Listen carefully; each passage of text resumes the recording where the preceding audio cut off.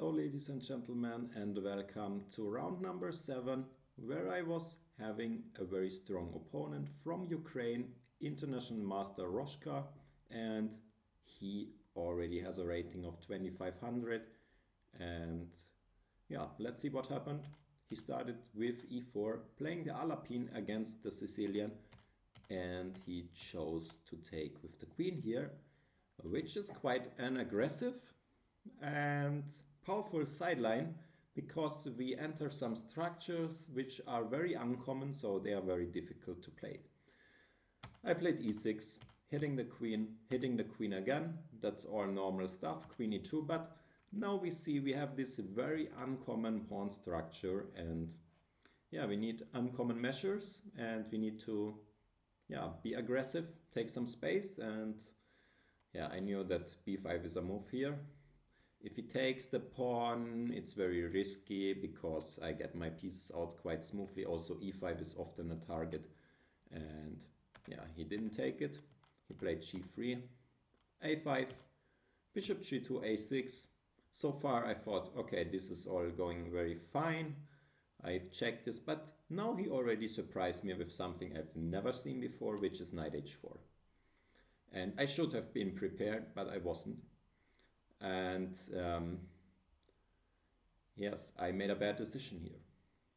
I decided to go queen c7 because I thought g6 is not working, and he also thought it's not working because white can take. I cannot take like this because the knight drops. I cannot take like this because check, and it's over. But I have this strong intermediate move. Queen is hit, and if c4 I can remove this knight, and now I threaten this guy and also this guy, so maybe knight e5 is coming if the knight moves somewhere.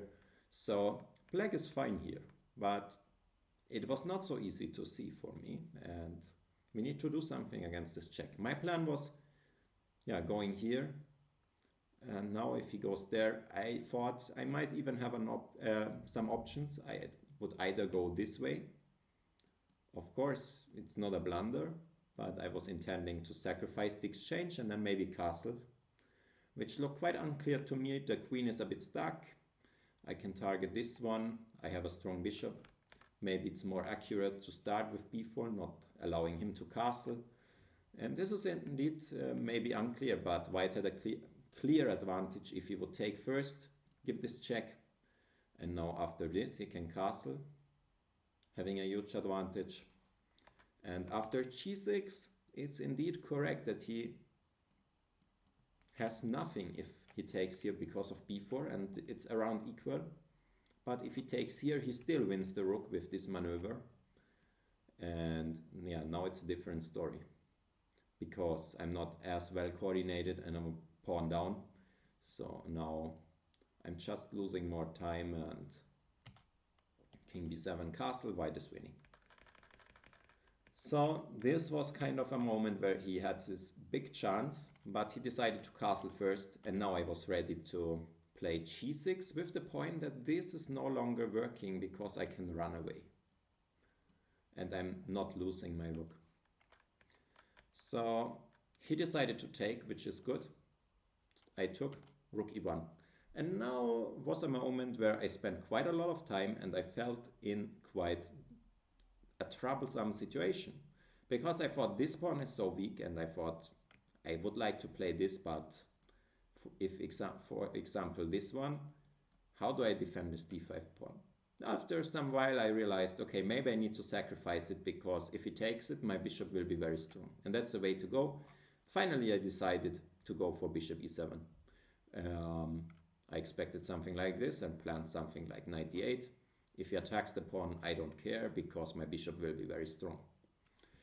Okay, however, he surprised me with bishop h6, which I thought this is a bit risky because his king might also be vulnerable, but it's still fine. But still, from a practical point of view, I don't like it that much, and I felt quite comfortable here, also foreseeing the next move. If you want to challenge yourself again, try to pause the video here and try to find your move. What would you do with black? So we will discuss a few alternatives. If you decided to castle, I think that's not a good way to go, because always this bishop is now unprotected and there might be some invitation to go a4, opening the position. And yeah, I didn't like this that much after b5. After this, I need to do something here, and the rook is coming in. So be careful here. I thought it's very important not to allow e6, so I decided to reroute the knight, and also the knight is known to be one of the best blockaders, and yeah, he's blocking this pawn excellently, also controlling a lot of important squares. So I played knight d8, he developed, and I developed my knight here. And suddenly I thought, okay, this looks quite nice, my knight is stable, he doesn't really have that many attacking chances. Maybe I'm ready for something like this. And after the move he played, maybe trying to organize the knight to here, I had another strong move, which was queen c4. And if he takes, I will take this way with a slightly better position for black. I have some play on the b line. I can stabilize on this pawn. I can maybe reroute the bishop to here. My king might be safe in the endgame here. And black is, yeah, at least fine. However, here he gave me a big chance and he blundered something with rook to d1. If you want to challenge yourself again, try to find white's strongest continuation. Try to calculate a bit, not only the first move, but how would you continue in the next moves. And we will continue with the solution. And basically, yeah, always check your checks and captures. This check is very interesting. He cannot really go here because then this move is, yeah, more or less winning the game, at least winning an exchange. So he went there, but after b4, yeah, he was in trouble because this variation, queen e3, doesn't work due to f4, and the queen cannot protect the knight any longer. So that's not possible. So he chose to play rook d3, trying to survive if I take the exchange, which is of course a bit premature. So it's good in any case for black. We win the exchange at the very least, but we want to really not give him a second chance. So try to find your options and come up with a solution. We will discuss some options. For example, I think one could play knight c5. But you need to consider this move, and I think it's fine if you then play d6. Now there is no attack ongoing and we win a whole rook here, which is enough to win a game. So that would have been fine. Instead I chose to play queen e4, and I thought he cannot avoid the loss of an exchange. And I'm also threatening to win the queens, and if I trade queens and win an exchange, then it's over.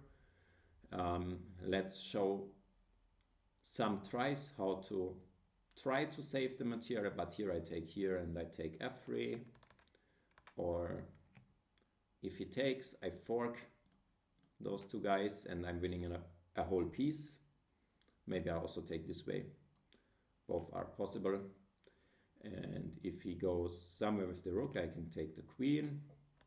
If he goes somewhere with the queen, I take here with the queen. It's also a whole rook, not an exchange. And so I decided queen e4 is quite practical, because either I win a whole rook or I trade the queens and win an exchange at the very least. In the game he decided to play c4, but it didn't change much. I won a piece and I got the queens off, and after d4 he resigned, which made it one of my fastest victories against a 2500 player with the black pieces. So of course I was a bit lucky to have this to have him allow this queen g4 tactics, and yeah, it doesn't happen every day, but okay, I took this chance, and I hope you enjoyed the video, and if so, please like and subscribe, and I hope to see you next time. Goodbye.